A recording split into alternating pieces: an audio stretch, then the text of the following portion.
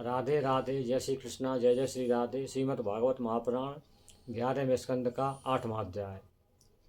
अवधूत सन्यासी प्रभु दत्तात्रेय जी महाराज और महाराज यदु का संवाद निरंतर चल रहा है। आज दत्तात्रेय जी महाराज कह रहे हैं, हे महाराज यदु, मैंने अजगर से सीखा कि मनुष्य प्रयत्न करे, इच्छा करे या रोकने की चेष्टा करे, फिर भी उसे दुख प्राप्त होता है। तो उसके कर्मानुसार उसको दुख मिलना ही मिलना है। वह चाहे स्वर्ग में वास करे या नरक में वास करे, उसको अपने प्रारब्ध के अनुसार सुख प्राप्त वहाँ भी होना है। जैसे अजगर, उसमें ताकत है, वो शिकार करना भी जानता है, लेकिन कोई चेष्टा नहीं करता, पड़ा रहता है आराम से। भोजन मिल गया तो ठीक है, नहीं महीनों भूखा पड़ा रहता है। और मिल गया कोई शिकार तो खा लिया, आ जाएगा खा लिया। नींद नहीं आती है, फिर भी ऐसे पड़ा रहता जैसे गहरी निद्रा में सो रहा है। इसी प्रकार साधक को भगवान का भजन करते रहना चाहिए और किसी प्रकार की कोई चेष्टा या प्रयत्न नहीं करना चाहिए। कहते हैं कर्मयोगी हैं। अरे कर्मयोगी तो तुम तब बनोगे जब भगवान की कृपा होगी, नहीं तुम्हारे कर्म निष्फल हो जाएंगे। क्या कर्मयोगी हो? तो ऐसे साधक को बस प्रभु के भजन में लीन रहना चाहिए।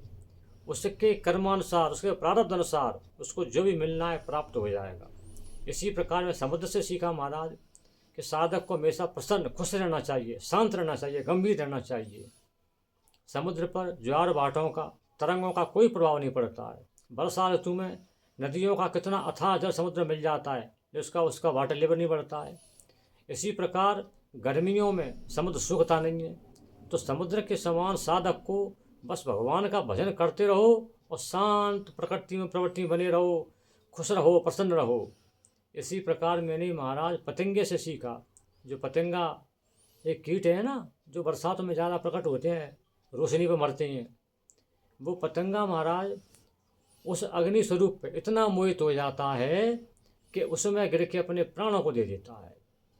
इसी प्रकार साधक को ऐसा होना चाहिए कि अनासक्त भाव में रहे, किसी पर उसकी आसक्ति नहीं रहे। स्त्री पर इतना आसक्त हो गया कोई साधक कि स्त्री के पीछे पागल होके वो अपनी साधना को भूल गया, उसने अपना जीवन बर्बाद कर दिया, पूजा भजन करना बंद कर दिया, उसी के पीछे पीछे भागा भागा घूम रहा है।